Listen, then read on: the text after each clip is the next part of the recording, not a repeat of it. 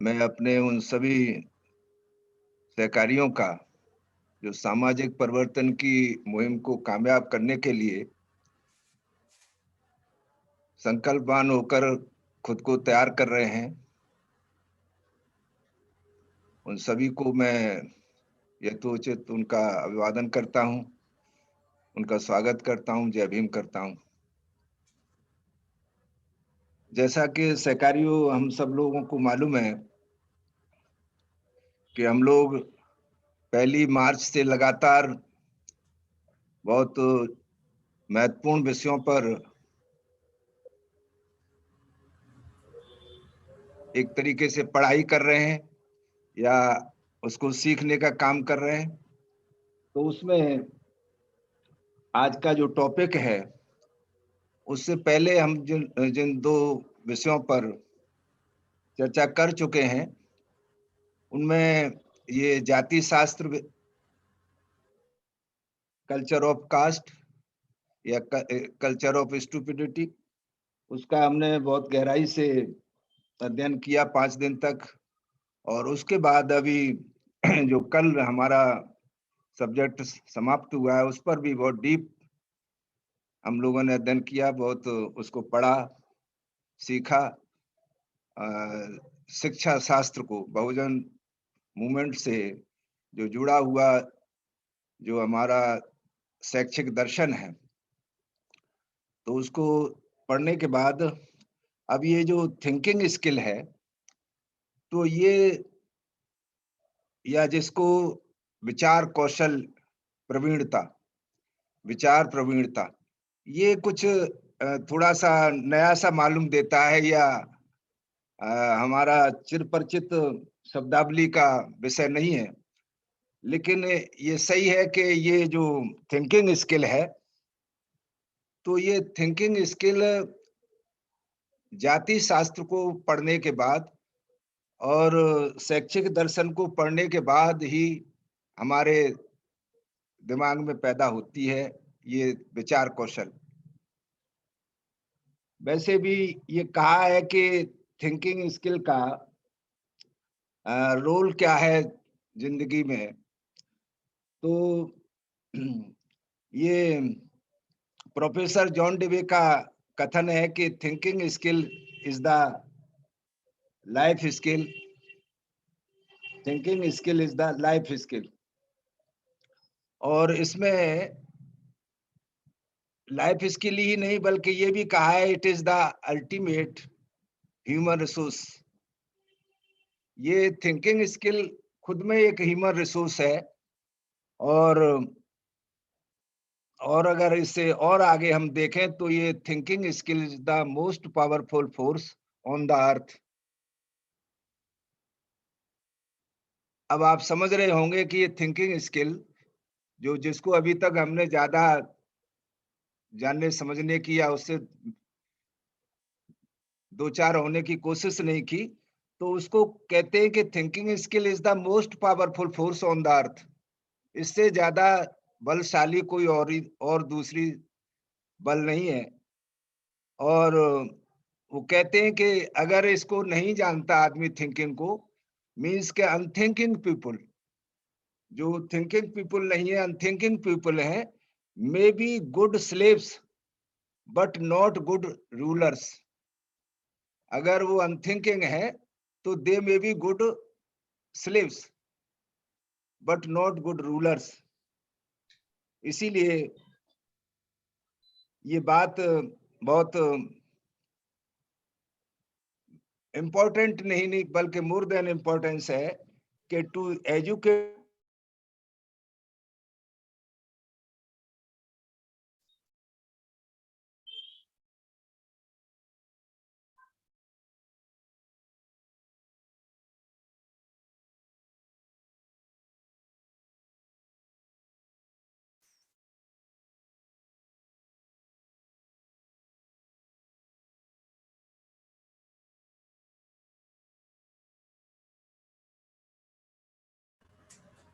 इनकी आवाज कट रही है।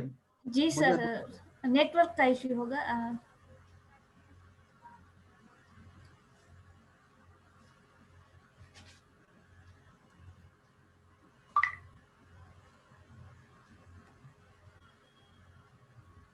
मुझे भी अनम्यूट कीजिए।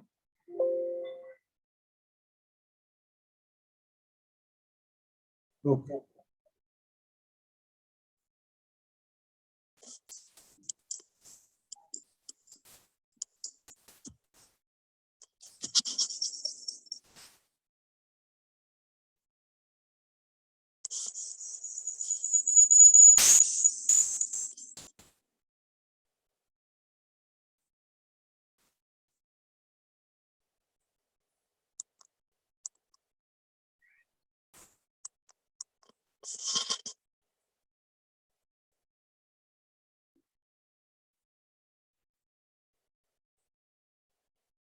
Dhimant Anand ji, continue your lecture. Dhimant Rajaram Anand ji, continue your lecture.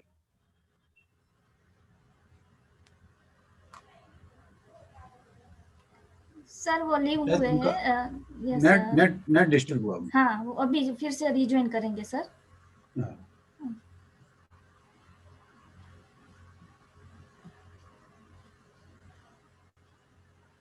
अच्छा अच्छा, तो मैं सहकारियों का मैंने अभिवादन किया। शायद मेरी बात अभिवादन तक तो पहुंची थी।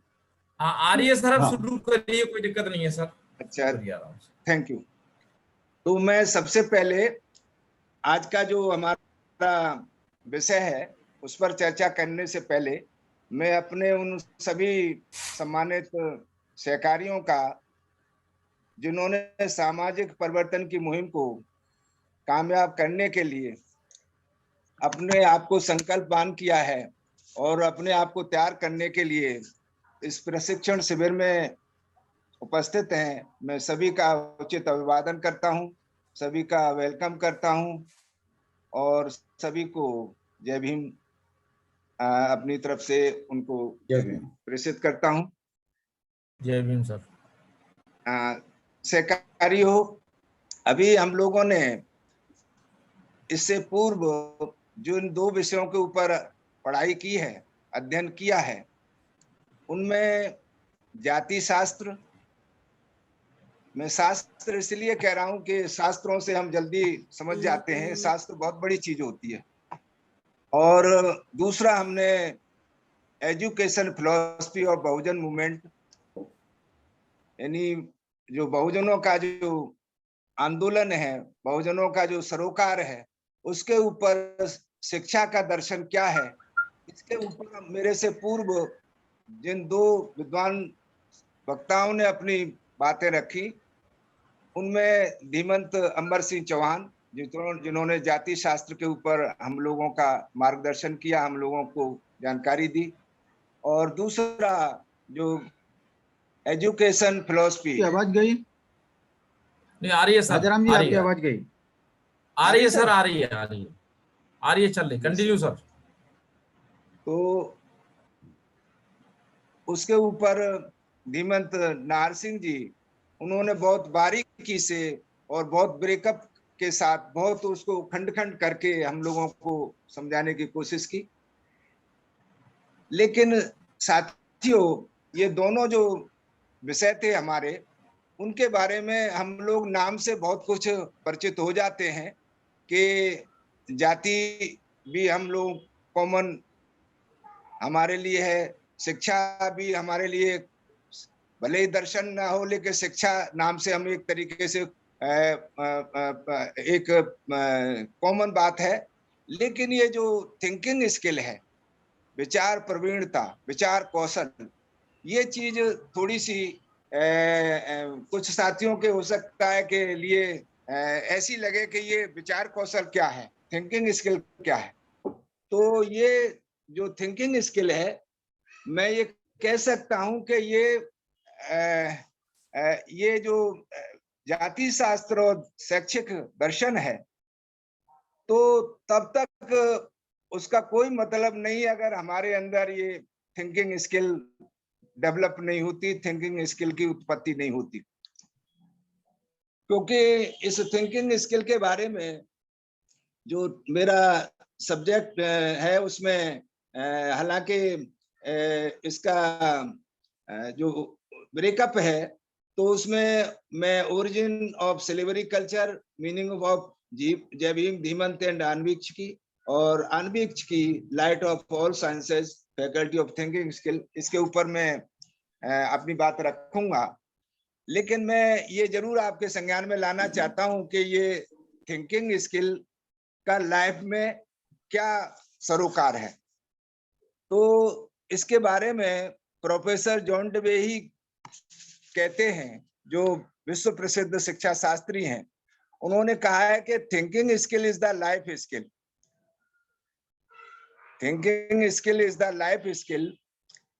और साथ साथ वो कहते हैं it is an ultimate human resource, it is ultimate and it is an ultimate human resource, यानी ये स्वयं में एक मानव संसाधन है थिंकिंग स्किल। वो कहते हैं कि thinking skill is the most powerful force on the अर्थ। जिस थिंकिंग स्किल को अभी हम लोग अच्छी तरीके से दो चार नहीं हुए हैं, तो इसके बारे में कितनी बड़ी बात कही गई है कि thinking skill is the most powerful force on the अर्थ। और इसके आगे ये भी बताया गया है लाइफ में कि लाइफ में इसका रोल क्या है थिंकिंग स्किल का। तो आगे ये भी कहा गया है कि अनथिंकिंग पीपल में B good slaves but not good rulers, but not good rulers. अब हम ये समझ सकते हैं कि थिंकिंग का व्यक्ति के, मनुष्य के जीवन में कितना बड़ा रोल है, उसकी कितनी बड़ी भूमिका है। इसीलिए ये कहा गया है कि to educate people in thinking skill means we are dealing with the most powerful force on the earth, we are dealing with the most powerful force on the earth. यानी जो दुनिया में कोई अगर शक्तिशाली चीज है तो वो थिंकिंग है। और इसीलिए कहा गया है कि the quality of your thinking will decide the quality of your future, quality of your thinking will decide the quality of your future। अब हम कह सकते हैं कि ये थिंकिंग का हमारे जीवन में कितना बड़ा रोल है। अब मैं अपनी बात पे आता हूं कि ये जो डिनायल ऑफ एजुकेशन के कारण हमारा कितना अनर्थ हुआ, और उसके कारण ये नीड ऑफ थिंकिंग स्किल की उत्पत्ति हुई। तो मैं आपके सामने ये बात रखना चाहता हूं कि जब हम जाति शास्त्र को पढ़ रहे थे तो उस वक्त हमने ये जाना कि जो मौर्य शासकों में अंतिम बौद्ध मौर्य शासक बृहद्रथ जो था, तो उसके सेनापति पुष्यमित्र शुंग द्वारा धोखे से हत्या कर दी। जब धोखे से हत्या कर दी गई और एक बृहद साम्राज्य का वो शासक बन गया, तो उसने वे तमाम कार्य प्रतिपादित किए जो मौर्य शासकों के कार्यों के बिल्कुल उलट थे।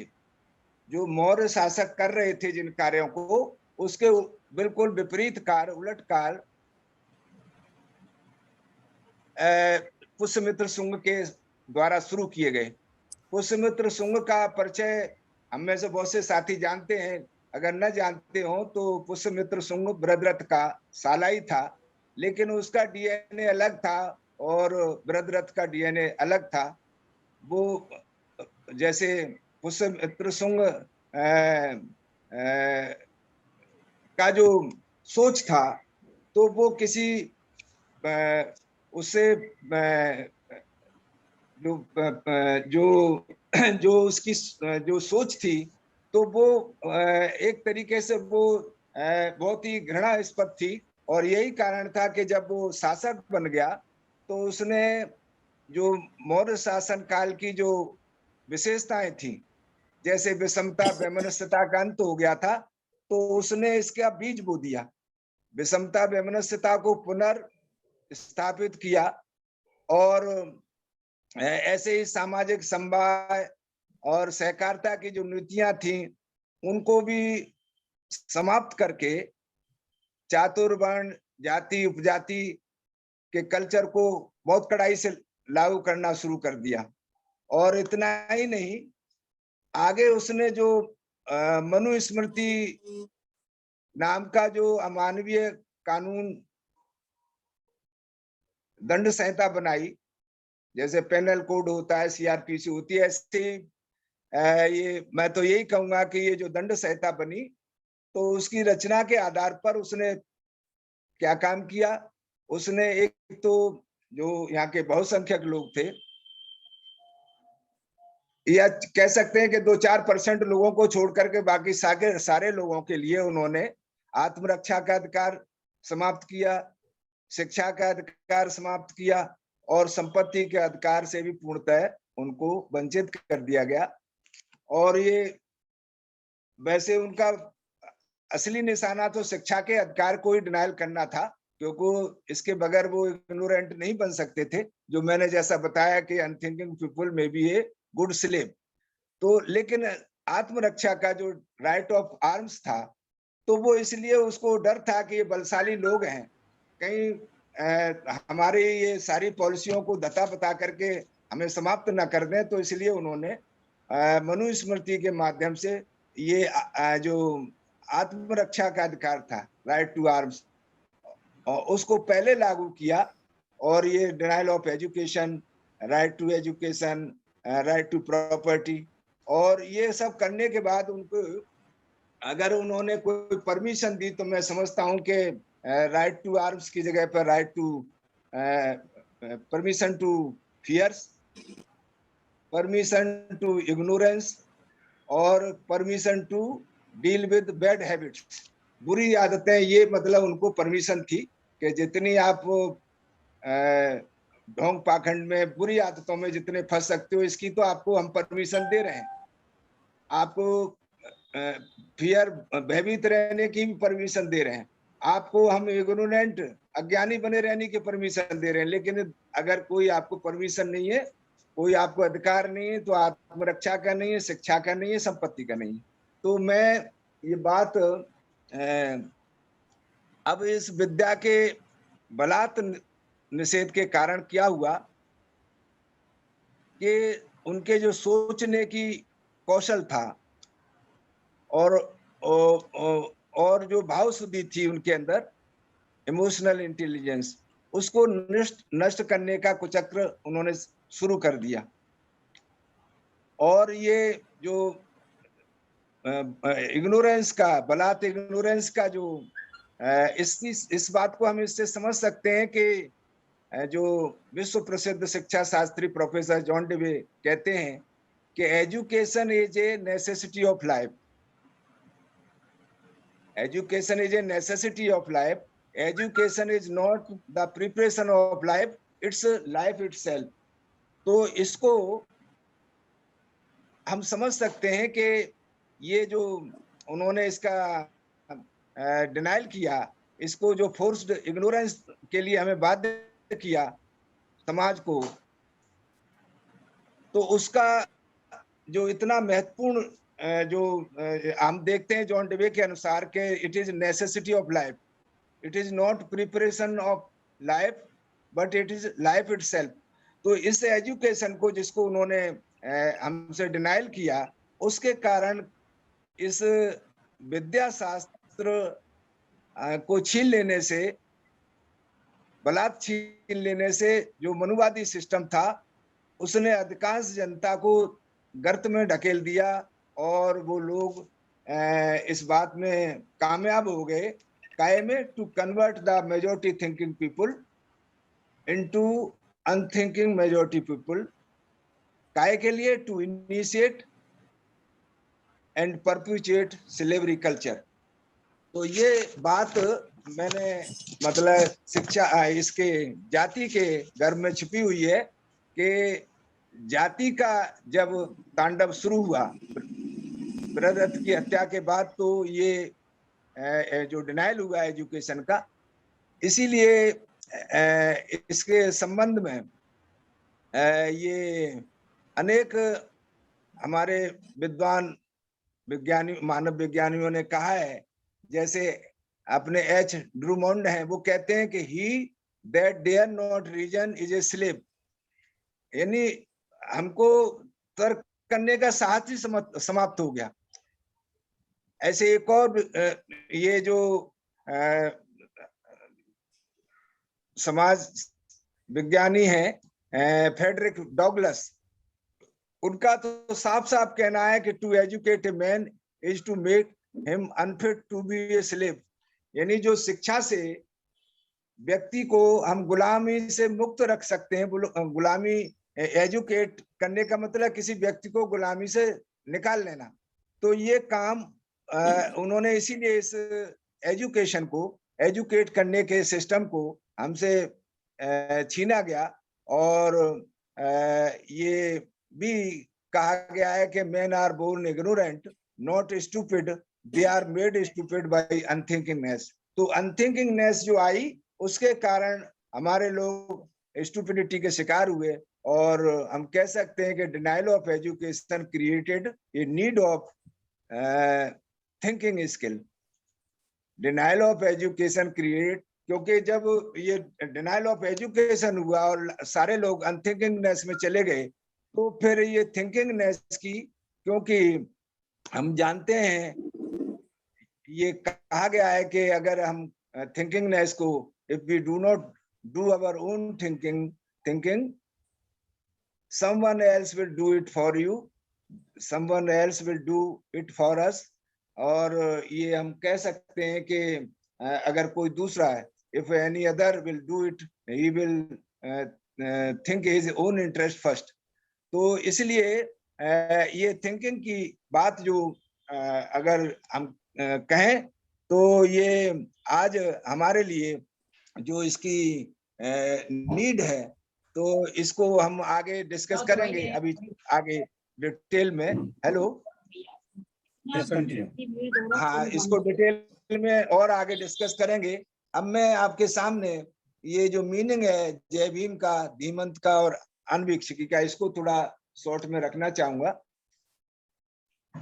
सहकारियों, जैसा कि जय भीम के बारे में हम लोग अमूमन सभी लोग परिचित हैं, और पे बैक टू सोसाइटी प्रोग्राम के तो सारे लोग इससे अछूते नहीं है, कोई भी, चाहे वो नया हो चाहे पुराना हो। इवन छोटे छोटे बच्चे भी, 5 साल के बच्चे भी जानते हैं कि जय भीम का मतलब क्या है।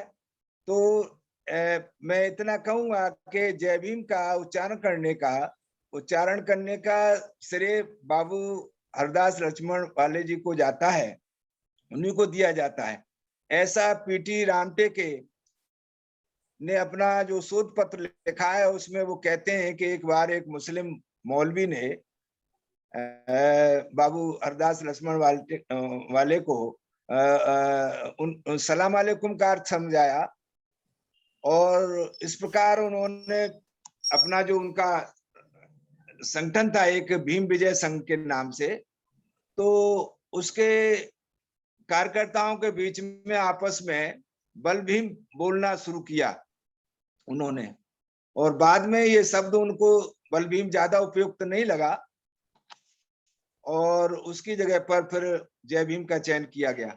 इस तरह अपने समारोहों के टाइम में जो ध्वजारोहण होता था, या सलामी देते समय, या परस्पर मुलाकात के समय जो नमस्कार या कुछ और शब्द बोलने की परंपरा थी, उसकी जगह पर जय भीम कहना चाहिए, और इसको स्वीकार करने वाले को बल भीम का जवाब देकर के उच्चारण करने का निर्णय हुआ।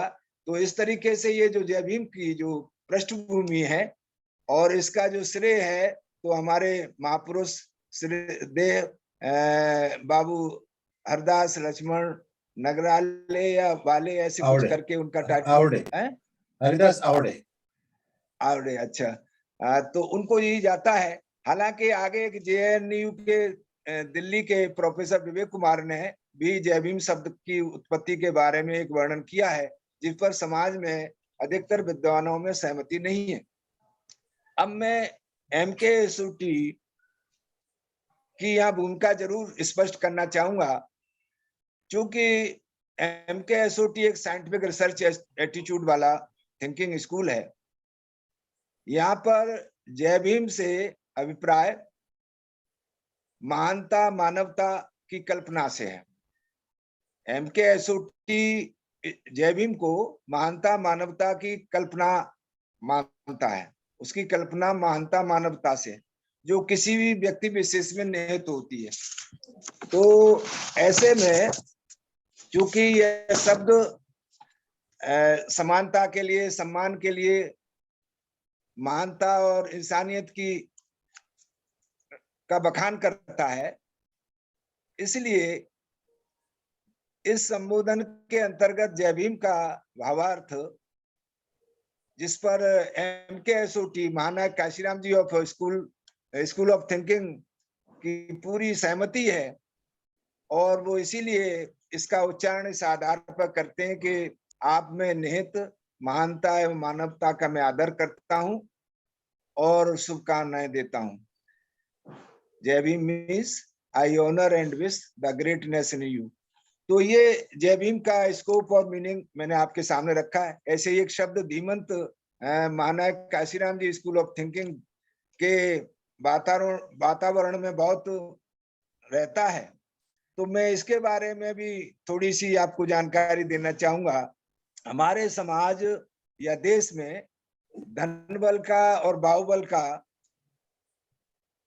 ये बुरी तरह हावी है। इसका बहुत प्रभाव रहा है, पहले से भी बहुत प्रभावी रहा है ये धनबल, बाहुबल, money power, muscle power.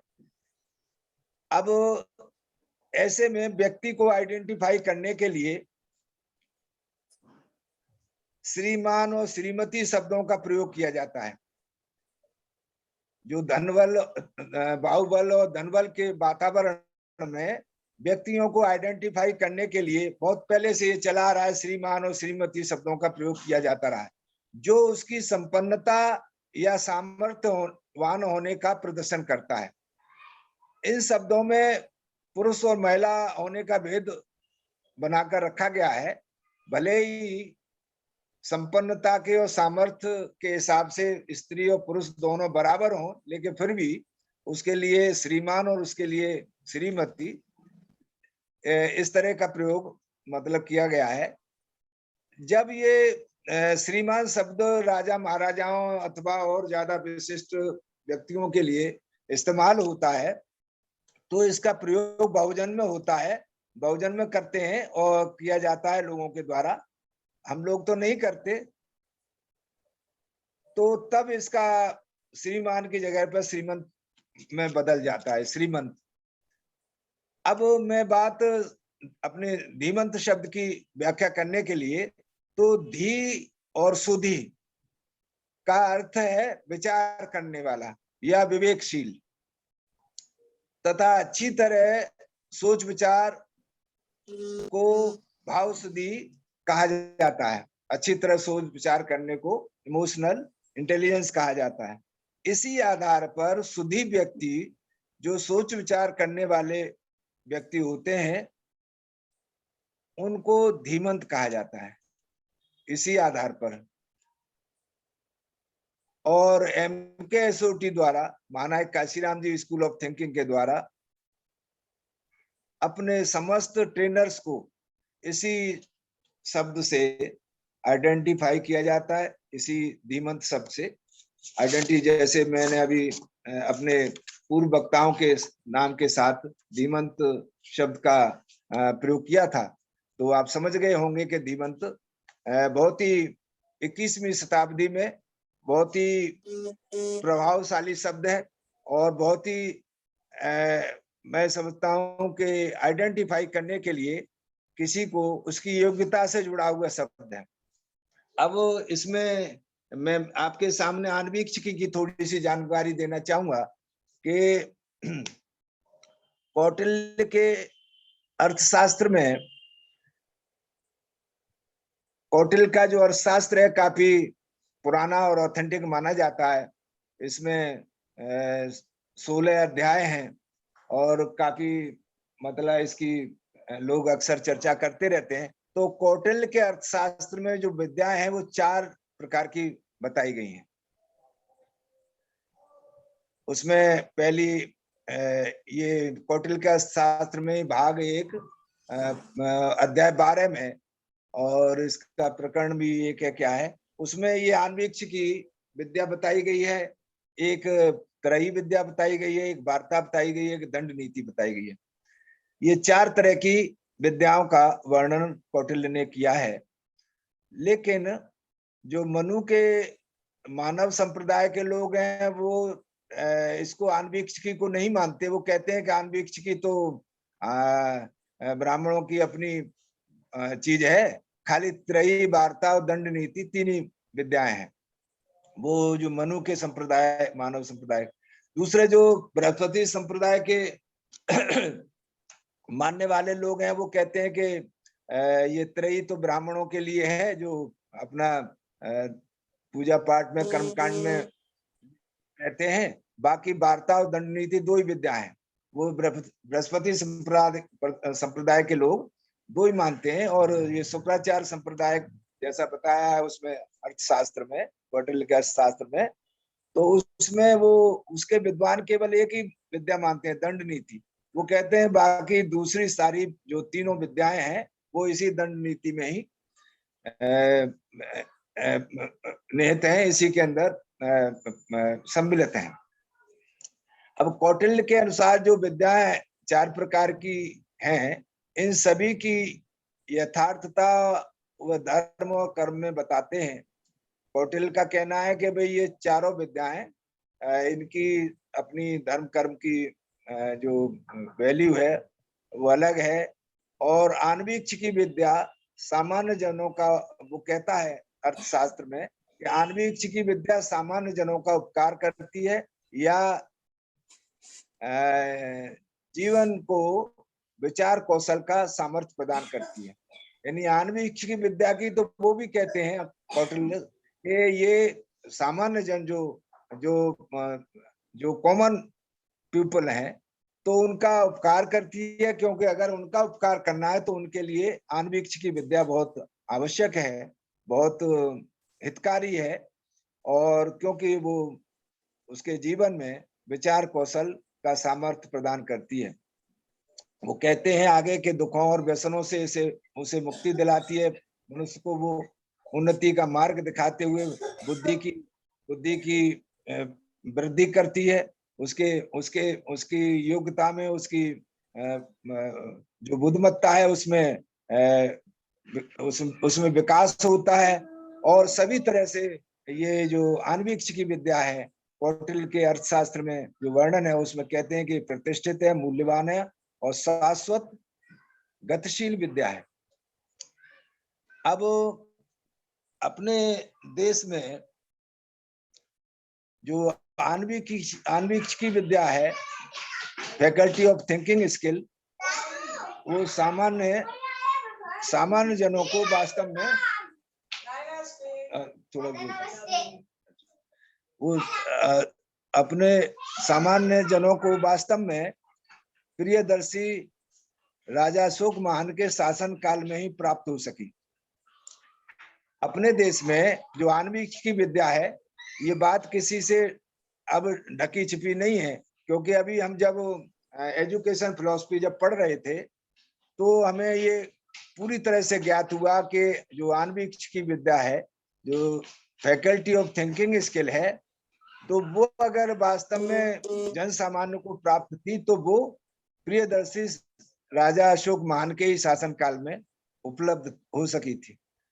Ashok महान का सर्वाधिक ध्यान अपने प्रजाजनों के लिए सोच विचार की विद्या अर्थात आन्वीक्ष की विद्या को उपलब्ध कराने पर ही था। इसीलिए बाबा साहब डॉक्टर अम्बेडकर लिखते हैं कि Ashoka the great adopted and implemented the faculty of thinking skill in education system as well as training system in administration of his governance, which had been caused to be constructed the thinking personality in administration as well as people at large, both present and future generation. और वो कहते हैं the period of governance of the Maurya empire was a period of freedom greatness and glory. ये बात जो हमारे विद्वानों द्वारा लिखी गई है, तो ये थिंकिंग स्किल का महत्व इसी से हमको पूरी तरह से समझ में आ जाता है कि सम्राट अशोक के टाइम में इसकी कितनी महत्वता थी, कितना महत्व था, कितनी इंपॉर्टेंस थी। क्योंकि महान सम्राट अशोक ने अपने शासन काल में न केवल इस पर बहुत एम्फेसाइज किया, जोर दिया हुआ था, बल्कि उन्होंने अपने प्राइमरी स्तर से, प्राथमिक स्तर से ग्रेजुएशन तक जो पाठ्यक्रम था उसमें इसको आन्वीक्षिकी को कंपल्सरी शामिल किया हुआ था, जिसके कारण न केवल भारत के बल्कि विश्व के अनेक देशों के हजारों विद्यार्थी इसी आन्वीक्षिकी विद्या को यानी थिंकिंग स्किल को ग्रहण करने के लिए भारत में आते थे। इस आधार पर हमारे देश का व्यापार भी बढ़ा, समृद्धि बढ़ी, खुशहाली आई, और इतना ही नहीं, भारत, हमारा देश विश्व पटल पर विश्व गुरु कहलाया। इसका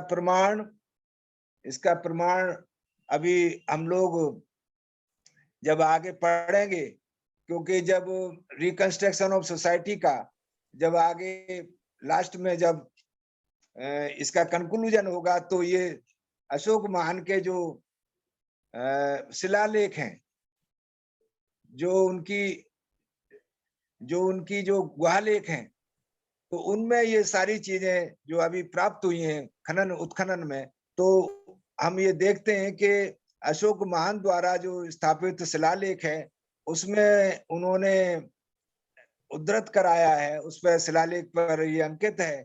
वो लिखते हैं सम्राट अशोक के जो कुछ भी मैं लोगों के जीवन में प्रगति और समृद्धि ला सका हूं, वह मूलतः लोगों को सोच विचार करने वाले बनाकर ही ला सका हूं। ये एक वैसा प्रमाण नहीं है जो किसी ने लिख दिया हो, बल्कि उस वक्त का जो रॉक एडिक्ट है, तो कहा भी जाता है कि पत्थर की लकीर कभी खत्म नहीं होती। तो पत्थर की लकीरें जो हमें आज मिलती हैं, हजारों सालों बाद जो शिलालेख जो मिले हैं, जो बहुत पॉपुलर आज की तारीख में एक हिस्ट्री है शिलालेखों की, उस पर जो लिखा हुआ है कि जो कुछ भी मैं लोगों के जीवन में प्रगति और समृद्धि ला सका हूं, वह मूलतः लोगों को सोच विचार करने वाले बनाकर ही ला सका हूं। तो ये की शिक्षा आनंद जी, आवाज गई आपकी? जी सर। आनंद जी, आवाज गई आपकी? सर आवाज आ रही है, शायद नेटवर्क का इशू। आवाज आ रही है आवाज चेक कीजिए। यस, अनम्यूट करें धीमंत राजा रामानंद जी। आवाज आ रही है? यस सर, आ रही है। यस, अच्छा, थैंक यू। तो अब इस शिलालेख से हम समझ सकते हैं कि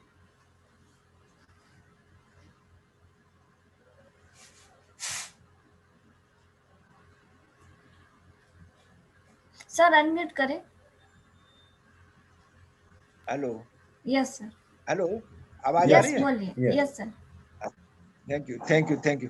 तो ये जो शिलालेख है जिसको मैंने अभी आपके सामने उद्धृत किया, तो उस पर स्वयं प्रियदर्शी सम्राट अशोक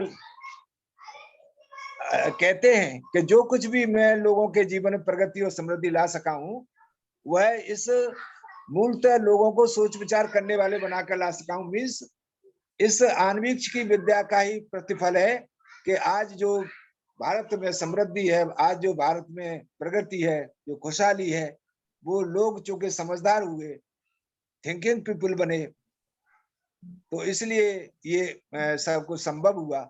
तो इसका प्रमाण कोई ये जो शिलालेख है, तो आज का सबसे मजबूत एक ऑथेंटिक प्रूफ है, जो उत्खनन में हमको इस देश के अंदर जो सम्राट अशोक के शासनकाल की जो प्रामाणिकता है, इस पर डिटेल में चर्चा जब हम आगे reconstruction of society with reference to Ashoka the Great Empire, with reference to Ashoka the Great regime, जब हम पढ़ेंगे तो उस वक्त ये डिटेल में इस पर चर्चा हो जाएगी। अब मैं लास्ट में मेरा जो टॉपिक है वो ये है कि इसमें आणविक की light of all sciences faculty of thinking skill, ये लगभग वही जो बात मैंने ऊपर कही है, लेकिन फिर भी मैं इसमें एक जो कौटिल्य के अर्थशास्त्र का जो भाग 1 में ही ये जो उनका जो क्या बोलते हैं सूत्र है तो ये संस्कृत में, तो मैं पढ़ देता हूँ। हालांकि संस्कृत मेरे से आती तो नहीं है, लेकिन मैंने उसी में से कोट किया है तो मैं उसको पढ़ देता हूँ।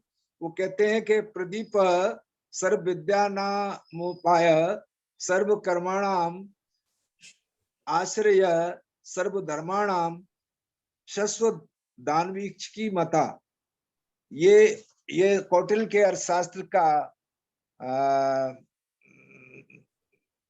सूत्र है जो उन्होंने अपना उसमें दिया है। और इसका अर्थ है the thinking skill faculty is ever light, light means thought या capability, as the lamp of all sciences, यानी thinking skill faculty as the lamp of all sciences, life is ever light means thought या capability, as the lamp of all sciences, as the means of all actions, solutions, remedies, and as the support of all laws and duties। ये मतलब इसका मतलब अर्थ यही है कि ये जो आणविक की है तो ये हमारे जो विचार हैं, जो हमारी सामर्थ्य है, उसका ये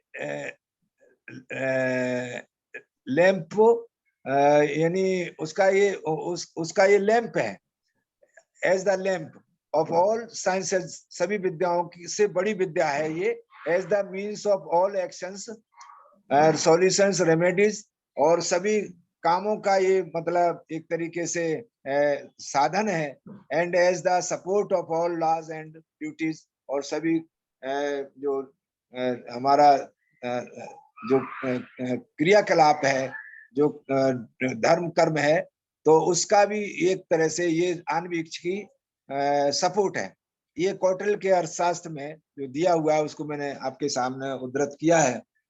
और एक एग्जाम्पल भी हमारे उसमें जो थिंकिंग स्किल के ऊपर मुझे पढ़ने को मिली तो मुझे अच्छी लगी, इसे भी मैं आपके सामने उद्धृत कर देता हूं।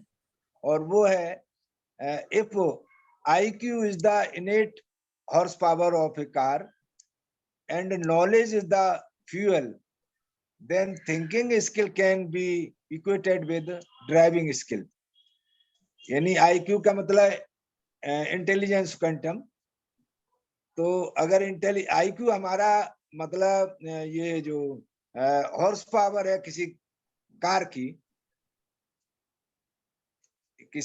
की जो स्वाभाविक हॉर्स पावर होती है, हर गाड़ी की कोई न कोई हॉर्स पावर होती है, ऐसे ही IQ अगर हॉर्स पावर है गाड़ी का, कार का, और नॉलेज इज द फ्यूल, और नॉलेज उसका जो योग्यता है वो उसकी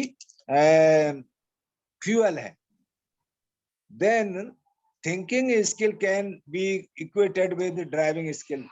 तो ये थिंकिंग स्किल जो है इसको हम ड्राइविंग स्किल मान सकते हैं, इसकी तुलना हम ड्राइविंग स्किल से कर सकते हैं। मतलब इसका ये हुआ कि अगर कार की हॉर्स पावर भी ठीक है और कार में फ्यूल भी है, लेकिन अगर थिंकिंग स्किल नहीं है तो कार फिर बेकार है, क्योंकि ड्राइविंग स्किल नहीं है आपके पास। मतलब ड्राइविंग स्किल ही कार को कारगर बना सकती है।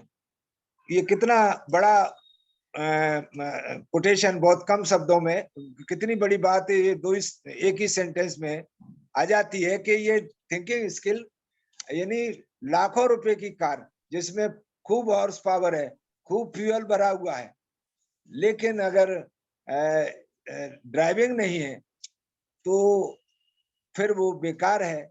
तो इसीलिए ये thinking skill is equal to driving skill. वो कहते हैं कि only a skillful driver can make optimum use of a car's potential, यानी केवल स्किलफुल ड्राइवर, केवल विचार प्रवीण जो ड्राइवर है वो ही उस कार की पोटेंशियल का बेहतर, ज्यादा से ज्यादा यूज उसका प्रयोग कर सकता है, और किसी के बस की बात नहीं है। अगर स्किलफुल ड्राइवर होगा तभी उसका ऑप्टिमम यूज वो कर सकता है, उसकी कार की पोटेंशियल की, कार की जो शक्ति है, ताकत है, जो उसकी उपयोगिता है। तो इसलिए ये बात थिंकिंग स्किल के ऊपर आज चूंकि शुरुआत है तो मैं भी थोड़ा सा हौच पौच में रहा, क्योंकि मैं भी ये समझ रहा था, क्योंकि सभी विद्वान साथी इस ट्रेनिंग कैंप में हैं और सभी लोग जानकार हैं। ये अलग बात है कि हम में से बहुत सारे लोग रिटायर्ड हैं। रिटायर्ड का मतलब मैं ये नहीं कह रहा कि थक गए हैं, लेकिन मैं ये जरूर कह रहा हूं कि हम रिटायर्ड हैं लेकिन सभी टैलेंटेड हैं और सभी बहुत अनुभवी हैं, और सभी बहुत टैलेंटेड हैं। तो अगर जैसा हमारे कन्वीनर आदरणीय परम आदरणीय पी.आर. अम्बेडकर साहब अक्सर हम लोगों को, जो लोग उनके साथ जुड़ते हैं, उनसे अनुरोध करते हैं कि अगर आप अपने जीवन के 5 साल अगर सोशल ट्रांसफॉर्मेशन के लिए तय कर लें तो आपके 5 साल भी बहुत अच्छे गुजर जाएंगे और 5 साल और प्लस हो जाएगा, क्योंकि समाज के लिए काम करने वाले लोग कभी नहीं मरते। मैं तो ये कहूंगा कि कभी नहीं मरते, लेकिन उनका कहना यह है कि 5 साल तो उनकी तरफ से ये एक तरीके से तो अब हम कल से और ढंग से इस सारे थिंकिंग स्किल के विषय को, थिंकिंग स्किल के जो हमारा सब्जेक्ट है, तो ये बहुत ही महत्वपूर्ण है, क्योंकि ये जो 5 विषय हम लोग अध्ययन कर रहे हैं, 5 विषयों पर जो हम पढ़ रहे हैं, तो इसमें वैसे तो कोई विषय किसी से कमतर नहीं है, लेकिन जो थिंकिंग स्किल है और उसके बाद जो कोऑपरेशन है, तो ये दोनों सब्जेक्ट एक्स्ट्रा इम्पोर्टेंट है, क्योंकि अगर हम थिंकिंग स्किल को, अभी इसमें बहुत सारे थिंकिंग के टूल्स भी बताए जाएंगे, बहुत सारी और भी चीजें जो थिंकिंग से रिलेटेड हैं वो बताई जाएंगी।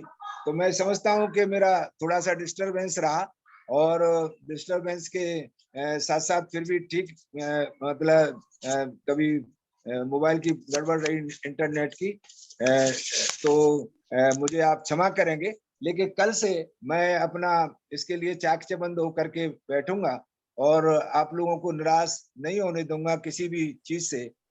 तो मैं यही कहूंगा कि there is no meaning of how long you have run. ये बाबा साहब ने कहा है, there is no meaning of how long you have run, in which direction you have run is the meaningful. In which direction you have run is the meaningful. तो ये बात हम लोगों को याद करते हुए कि हमें राइट डायरेक्शन में ही चलना है, खाली इधर उधर हम भागते रहें, उसका कोई महत्व नहीं है कि हम कितने चले, सही कितने चले, सही कितने चले, ये ज्यादा महत्वपूर्ण है। तो मैं अब अंत में अपनी बात को समाप्ति की ओर ले जाते हुए, क्योंकि आजकल बहुत फियर कल्चर चल रहा है, भय का बहुत वातावरण है, तो ऐसे में हम लोग अशोक महान के शासन काल को याद करते हुए और ये संकल्प दोहराते हुए कि अशोक महान का शासन आएगा और हम सबको भयमुक्त बनाएगा, और इस ट्रेनिंग कैंप में अपना ये पॉपुलर स्लोगन के समझाने वाले को पहले समझना होगा। ये मानवर काशीराम साहब का माना है, काशीराम जी का स्लोगन है कि समझाने वाले को पहले खुद समझदार बनना होगा और समझाने वाले को पहले समझना होगा और उसके बाद फिर समझाना भी होगा। ये बात अपनी में रखता हुआ आपसे विदा लेता हूँ। जय भीम, जय Bharat, thank you. Excellent. Excellent. Very. Okay.